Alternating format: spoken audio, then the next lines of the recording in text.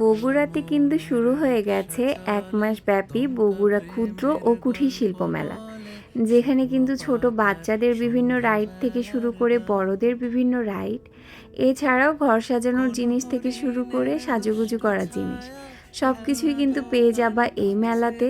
তো সেই সব কিছু নিয়ে কিন্তু থাকছে আজকের ব্লগ। তো চলো ভিডিওটা শুরু করা যাক। আসসালামু আলাইকুম, হ্যালো এভরিওয়ান, কি অবস্থা সবার?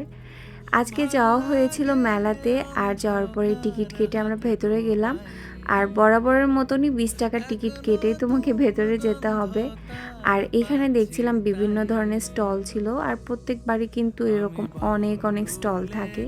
তো আমরা একটু মেলাটা ঘুরে দেখছিলাম। আর এখানে কিন্তু থালিবাটি থেকে শুরু করে একদম ডাল ঘুটনা, মানে একটা সংসারের জন্য যা কিছু দরকার সব কিছুই কিন্তু এখানে রয়েছে। শুধু এখান থেকে নিয়ে তোমরা একটা নতুন সংসার শুরু করে দিবা। আর মেলাতে তো এরকম জুয়েলারি অনেক অনেক স্টল থাকে, বাট এবারে দেখছিলাম চুড়ির মধ্যে নিউ অনেক অনেক কালেকশন এসেছে। আর কাচের চুড়ি দেখলেই আমার মাথা তো পুরো নষ্ট হয়ে যায়, বাট তারপরেও মনকে সান্ত্বনা দিচ্ছিলাম যে আমার বাসায় অনেক অনেক কাচের চুড়ি আছে যেগুলো আমি এখন আর পরি না।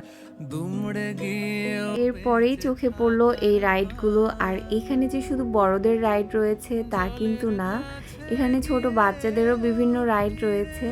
আর বাচ্চাদেরকে এই রাইডগুলোতে উঠিয়ে দিলে তারা খুবই বেশি খুশি হবে, মানে আমি তো দেখছিলাম বাচ্চারা খুবই এনজয় করছিল। তো এরপরে হচ্ছে আমরা আরও একটু ঘোরাঘুরি করলাম মেলার মধ্যেই। আর মেলাতে তো বিভিন্ন ধরনের ব্যাগের স্টল থাকে, বাট এই স্টলে দেখছিলাম 200-300 টাকার মধ্যেই বেশ ভালো কিছু কালেকশন ছিল। তো তোমরা গেলে অবশ্যই দেখতে পারো।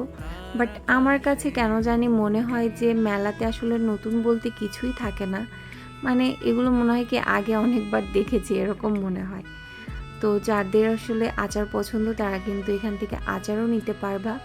যদিও টক জিনিস আমার একদমই ভালো লাগে না, বাট এখানে তাও সবার সাথে আর খেয়েছিলাম। আর আজ যেহেতু একটু পরপরই বৃষ্টি হচ্ছিল, যার কারণে কিন্তু মেলার ডেকোরেশনের লাইটগুলোও অফ করা ছিল। এই লাইটগুলো দেওয়া থাকলে হয়তো দেখতে আরও বেশি সুন্দর লাগতো, কারণ মেলার সৌন্দর্যই কিন্তু এই লাইটিংগুলা।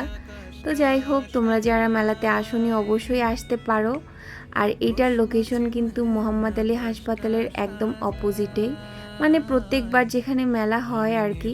তো তোমরা যার সাথে এখানে আসতে চাও অবশ্যই তাকে মেনশন করতে পারো। তো আজকের ভিডিওটা ছিল এ পর্যন্তই। সবাই ভালো থাকো, সুস্থ থাকো, আর আমার পেজের সাথে থাকো। আল্লাহ হাফেজ।